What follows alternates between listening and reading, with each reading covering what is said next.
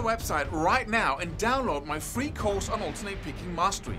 It contains 5 essential exercises that will take you to alternate picking mastery faster than you can imagine. And then I've included my method of how to lay out a practice plan in just 1 to 2 minutes that will absolutely boost your results like nothing you ever tried before. So go download it right now. It's free.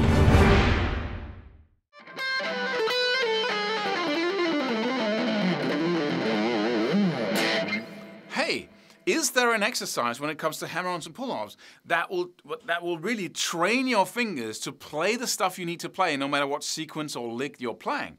Because that's the point of an exercise, right? You need to, if you're going to do an exercise, first of all, it has to be applicable to music. If you're playing something that you can never use in a musical context, then I always felt like I was wasting my time.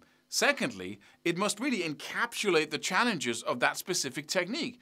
And I've been doing one exercise when I was building my legato technique, and I really found that useful because the main challenge of legato, if you look away from the hammer-ons and pull-offs and that we talk about in other videos and in the program we got available right now, if you look away from that hammer-ons and pull-offs challenge, then it's really about the motor skills of being able to, let me explain. If you have your first finger on the fretboard and you have to do hammer-ons and pull-offs with your fourth finger, like your pinky, then that's relatively easier than if you anchor your third finger and you have to do hammer-ons and pull-offs with the fourth finger. So now I'm anchoring my third finger and I have to do hammer-ons and pull-offs with my fourth. Or anchoring my second finger and having to do hammer-ons with my fourth or my third finger.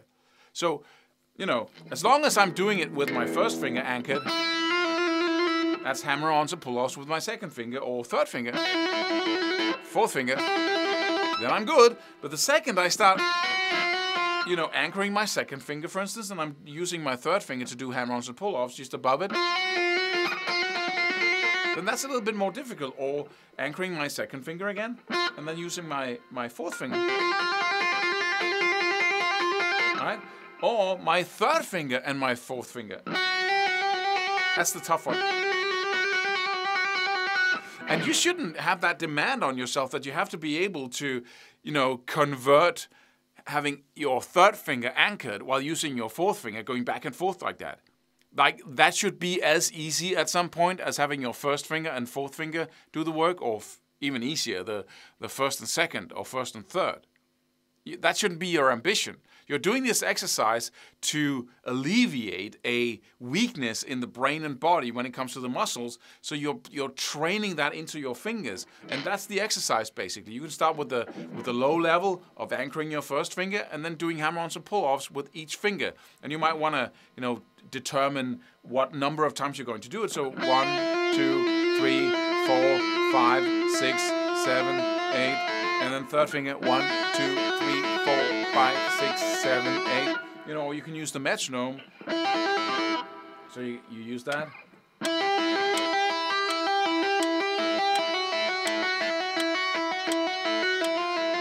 And please do it with timing, with the metronome, so you're sure you're doing it in time. Then I can anchor my second finger, and then I'll do hammer-ons and pull-offs with my third and fourth.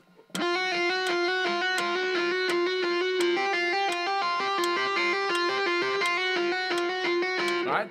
And then I can use my third finger and do hammer-ons and pull-offs with my fourth finger.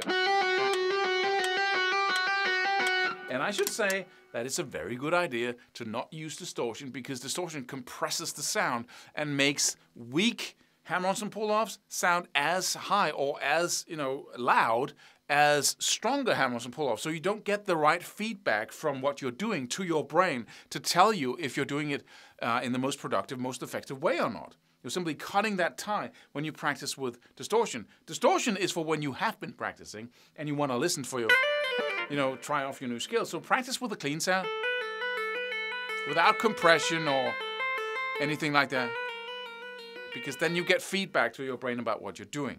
So that's my exercise, basically. It's done a ton of good for me when it came to all kinds of sequences and licks I had to play. We got a new program out called Super Legato. It's an old vintage recording with me doing some really cool legato stuff with, legato and super legato, as we chose to call it, where we only use the left hand and muting the strings with our right hand. We got 2 new power licks in there and some interesting, really up-to-date stuff about how to master this technique the fastest way possible. So go check that out. You can click the link just below this video. And follow us on Instagram, sign up on our website to get free jam tracks every single day. Did I forget something? Yeah, and subscribe to this YouTube channel if you haven't already done so. Subscribe for more free videos. Do it. Do it now. Do it.